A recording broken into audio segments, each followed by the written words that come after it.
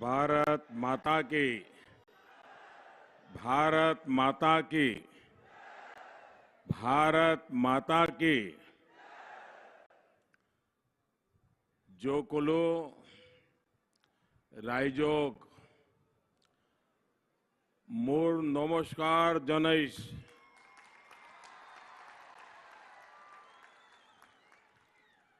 आपणालोक जोकोलुए वाले आशन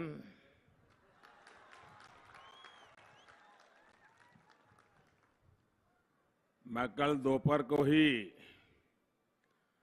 असम आ गया था। चौवा में रैली थी, फिर जोरहाट गया, वहां बहुत से लोगों से मिलना भी हो गया।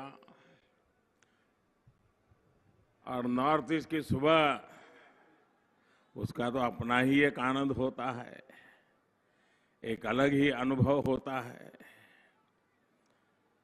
और आज मैं अभी आपके सामने यहाँ बोकाखाट में आपके आशीर्वाद लेने पहुंचा हूं। इस दौरान असम के लोगों का जो स्नेह मिला, जो आशीर्वाद मिले, ये हमारे लिए बहुत बड़ी ऊर्जा है, बहुत बड़ी प्रेरणा है। ये अपने आप में अद्भुत अनुभूति है। यहां भी आप इतनी बड़ी संख्या में बीजेपी को, एनडीए को, हमारे सभी साथियों को आशीर्वाद देने के लिए आए हैं। और इसलिए भी मैं आपका हृदय से बहुत बहुत आभार व्यक्त करता हूं। अब ये तय हो गया है, असम में दूसरी बार बीजेपी सरकार।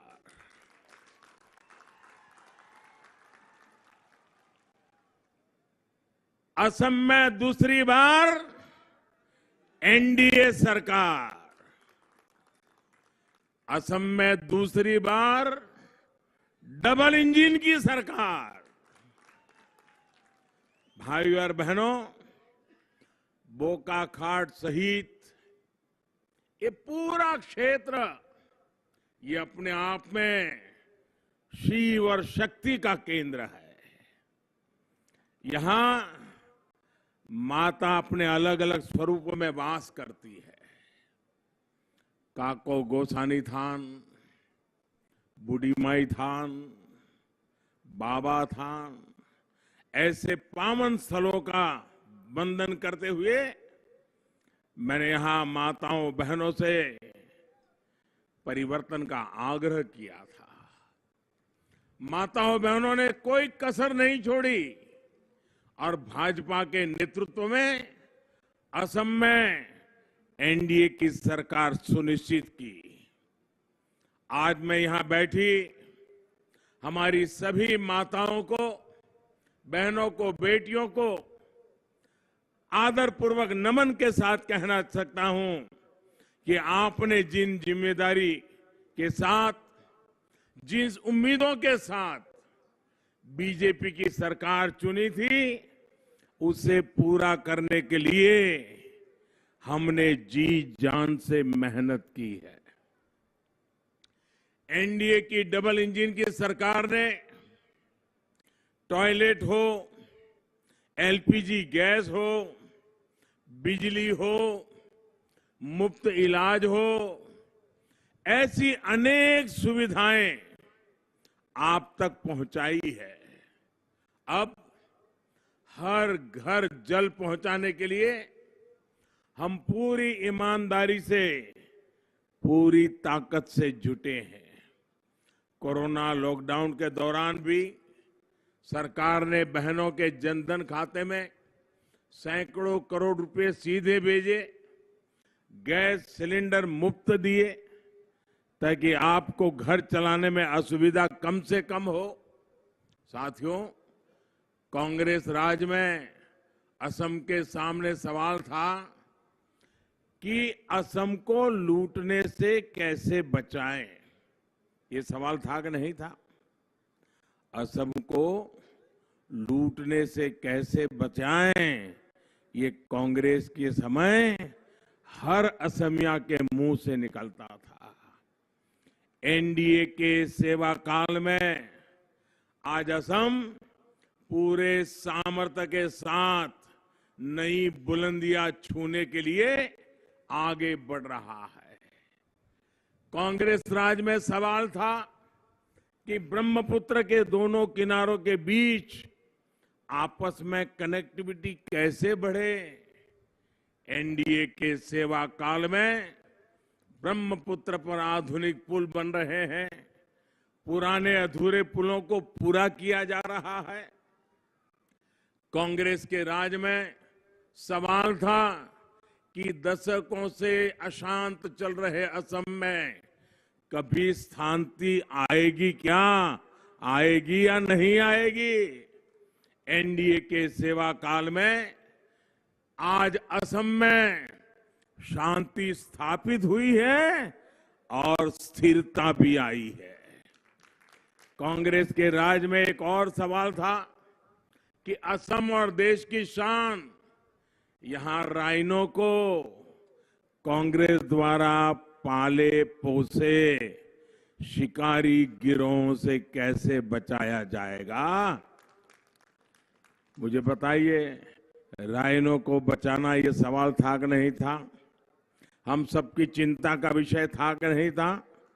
मैं जब जब इस क्षेत्र में आया, इस विषय की चर्चा हुई कि नहीं हुई?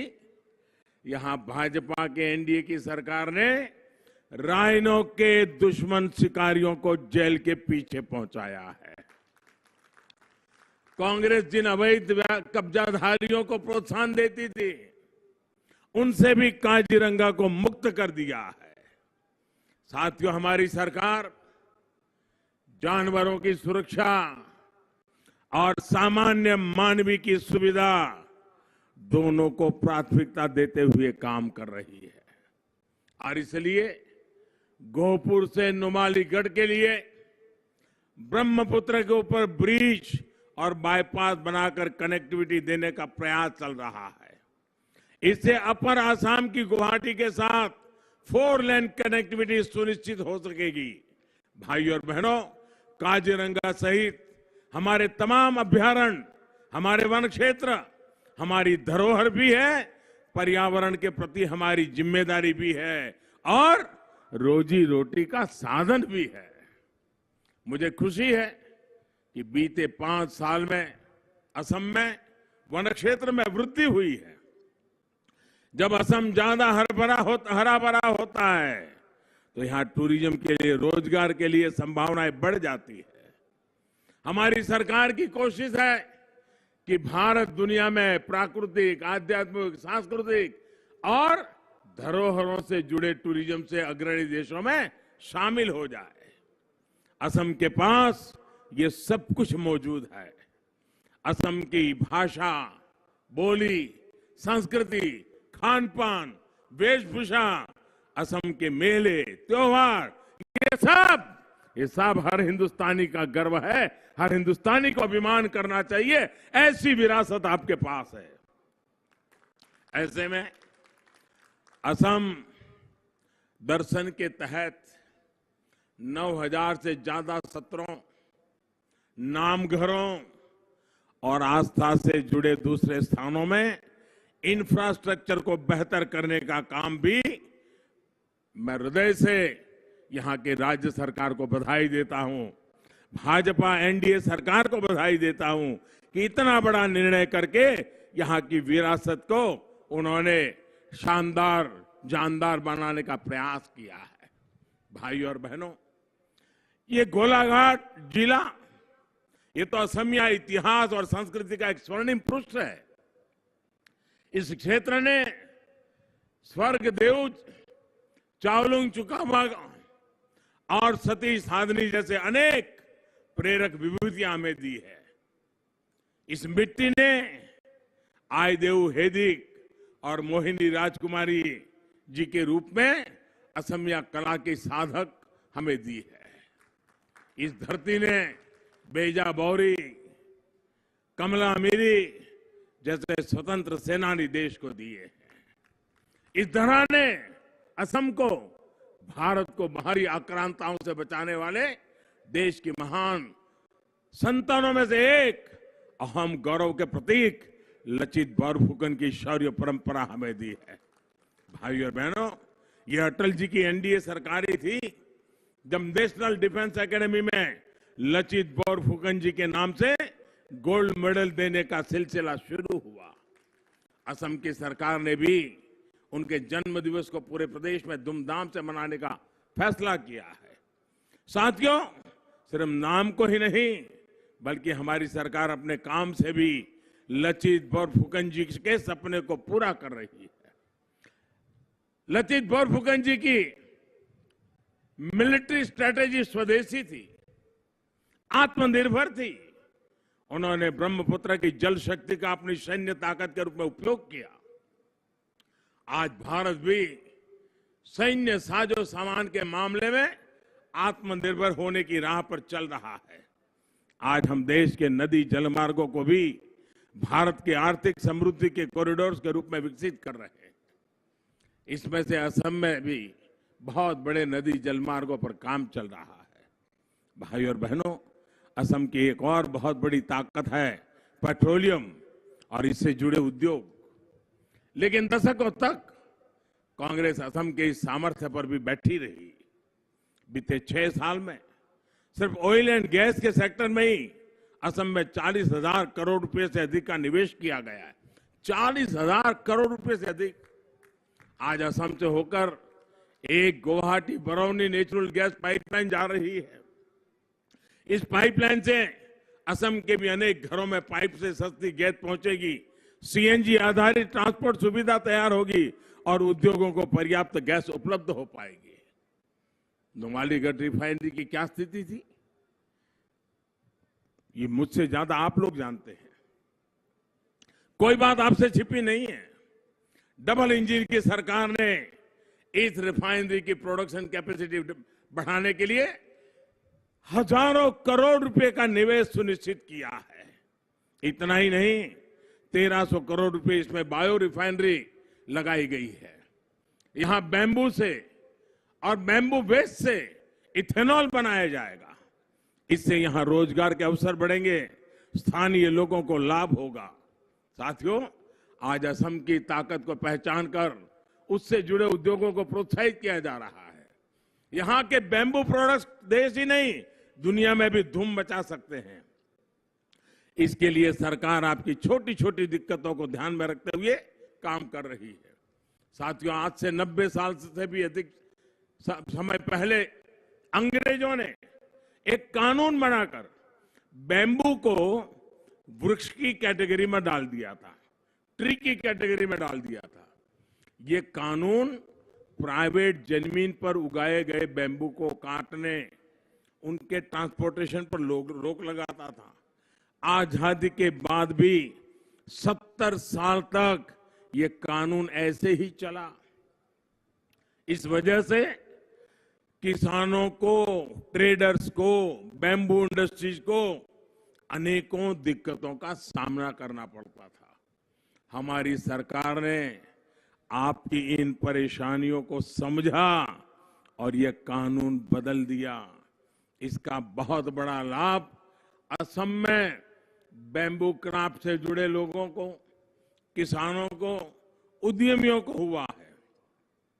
अब बैम्बू का प्लांटेशन हो, वैल्यू चेन बनाना हो, बैम्बू बेस्ड प्रोडक्ट्स की मार्केटिंग हो, सरकार सभी में सहयोग कर रही है। असम सरकार ने भी बैम्बू और केन के लिए विशेष पॉलिसी भी बनाई है और इससे जुड़े छोटे उद्योगों के लिए विशेष जोन बनाने के लिए भी पहल की है। यही तो है डबल इंजन की सरकार की ताकत। साथियों, वो दिन कौन भूल सकता है जब कांग्रेस सेंटर में भी थी और असम में भी थी। तब नेगलेक्ट भी डबल था, क्योंकि असम के लोगों की ना राज्य में सुनवाई थी ना केंद्र में सुनवाई थी।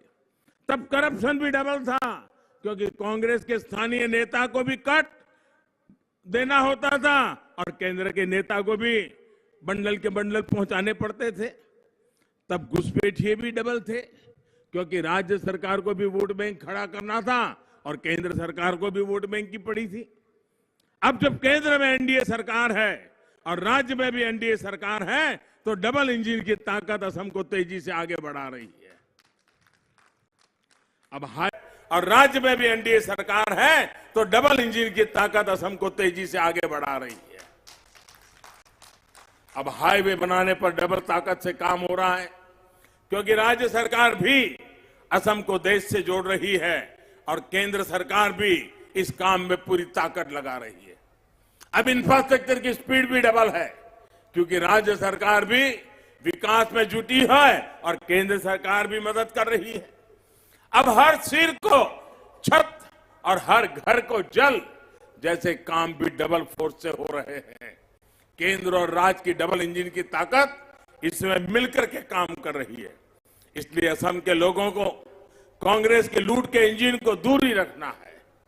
50 साल से ज्यादा असम पर राज करने वाले लोग आजकल असम को 5 गारंटी दे रहे हैं। असम के लोग इनकी रग रग से वाकिफ है। इन लोगों को झूठे वायदे करने की, झूठे घोषणा पत्र बनाने की आदत पड़ गई है।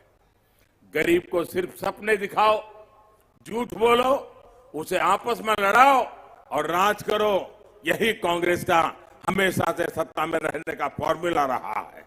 आपको याद रखना है, कांग्रेस मतलब झूठे घोषणा पत्र की गारंटी, कांग्रेस मतलब कंफ्यूजन की गारंटी, कांग्रेस मतलब अस्थिरता की गारंटी, कांग्रेस मतलब बम, बंदूक और ब्लॉकेड की गारंटी, कांग्रेस मतलब हिंसा और अलगाववाद की गारंटी, कांग्रेस मतलब भ्रष्टाचार की गारंटी, घोटालों की गारंटी, भाई भतीजेवाद की गारंटी। भाइयों और बहनों, भाजपा के नेतृत्व में एनडीए सरकार सबका साथ, सबका विकास, सबका विश्वास के मंत्र के साथ आगे बढ़ रही है। लेकिन आज के कांग्रेस नेताओं को तो सिर्फ सत्ता से मतलब है, वो चाहे कैसे भी मिल जाए। असल में कांग्रेस का खजाना अब खाली हो गया है। उसे भरने के लिए उन्हें किसी भी कीमत पर सत्ता चाहिए। कांग्रेस की सिर्फ कुर्सी ही दोस्त है, कुर्सी के सिवा उसका कोई दोस्त नहीं है। न विजन है, न संकल्प है, न कुछ करने का इरादा है। बस कुर्सी हथियाना, कुर्सी से दोस्ती, यही उनका कारोबार है। अब देखिए, झारखंड में, बिहार में, महाराष्ट्र में जिनके साथ इनका गठबंधन है, वो पश्चिम बंगाल में इनके खिलाफ प्रचार कर रहे हैं। केरल में लेफ्ट को गाली देते हैं। पश्चिम बंगाल में कुर्सी की आस में लेफ्ट को गले लगाते हैं। खुद को सेक्युलर बताते हैं, लेकिन असम, पश्चिम बंगाल और केरल में संप्रदाय के आधार पर बने दलों के साथ दोस्ती करते हैं। सत्ता के सामने इनको कुछ नहीं दिखता। इसी कारण अब कांग्रेस के लोगों की बातों पर देश में कोई भी भरोसा नहीं कर रहा। भाइयों और बहनों, असम ने तो इनको बरसों तक परखा है। असम के मूल निवासियों के साथ कांग्रेस का क्या रवैया रहा है, वो आपसे बेहतर कौन जानता है। यहां के मूल निवासी कब से जमीन का अधिकार मांग रहे थे, लेकिन कांग्रेस की सरकार ने दिया ही नहीं। ये एनडीए की सरकार है जिसने 3.25 लाख से ज्यादा जमीन के पट्टे दे दिए हैं। बाकी भी बहुत जल्द लोगों को मिल रहे हैं। साथियों, कांग्रेस ने चाय बागान में काम करने वाले परिवारों को भी बरसों तक अभाव में रखा। बीते 5 सालों में भाजपा सरकार ने, एनडीए सरकार ने टी गार्डन में काम करने वाले साथियों की पढ़ाई, कमाई और दवाई से जुड़ी जरूरतों के लिए एक के बाद एक कदम उठाए हैं। चाहे राजनीति के साथियों, और चाय उनके लिए राजनीति का रास्ता है, चाय पर राजनीति करने की उनकी आदत है। लेकिन ये न भूले, चाय जनजाति के साथियों और इस जनजाति से निकली महान विभूतियों को मान, सम्मान और स्वाभिमान का जीवन देने के लिए एनडीए प्रतिबद्ध है, भारतीय जनता पार्टी प्रतिबद्ध है। और दिल्ली की सरकार हो, असम की सरकार हो, हमारे लिए प्रतिबद्धता का विषय है। टी गार्डन्स में काम करने वाले श्रमिक साथियों की दैनिक मजदूरी बढ़े, इसके लिए भी असम सरकार पूरी तरह गंभीर है। इस सरकार में 2 बार श्रमिक साथियों की दैनिक मजदूरी बढ़ाई गई है। ये मामला कोर्ट में इसलिए और कुछ मुश्किलें जरूर आ रही है, लेकिन असम में एनडीए की सरकार दोबारा बनने के बाद इस दिशा में और तेजी से कदम उठाए जाएंगे। मैं आपको यही कहूंगा कि जितना काम असम में चाय बागान में काम करने वाले लोगों के लिए बीजेपी सरकार ने किया है, उतना किसी ने भी नहीं किया है। केंद्र सरकार ने भी इस वर्ष के बजट में 1000 करोड़ रुपया, 1000 करोड़ रुपए का विशेष प्रावधान टी गार्डन में काम करने वाले साथियों को लिए किया है। भाइयों और बहनों, बीते 5 साल में हमने असम के विकास को नई रफ्तार दी है।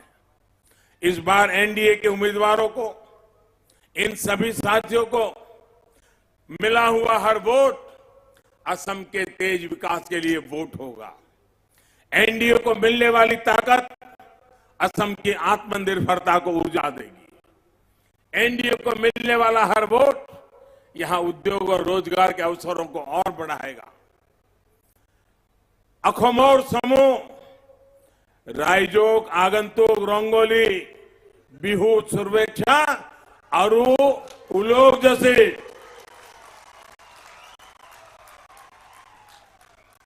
इतनी कड़ी धूप में इतनी बड़ी तादाद में आपका आना इस बात का संकेत है कि भारतीय जनता पार्टी एनडीए को आपकी सेवा करने का 5 साल का दोबारा मौका देना आपने तय कर लिया है। मैं आपके प्यार के लिए, आपके आशीर्वाद के लिए मैं आपका बहुत बहुत आभारी हूं और मैं आपको शुभकामनाएं देता हूं। मैं आपका बहुत बहुत आभार व्यक्त करता हूं। मेरे साथ पूरी ताकत से बोलिए, भारत माता की, भारत माता की, भारत माता की। बहुत बहुत धन्यवाद।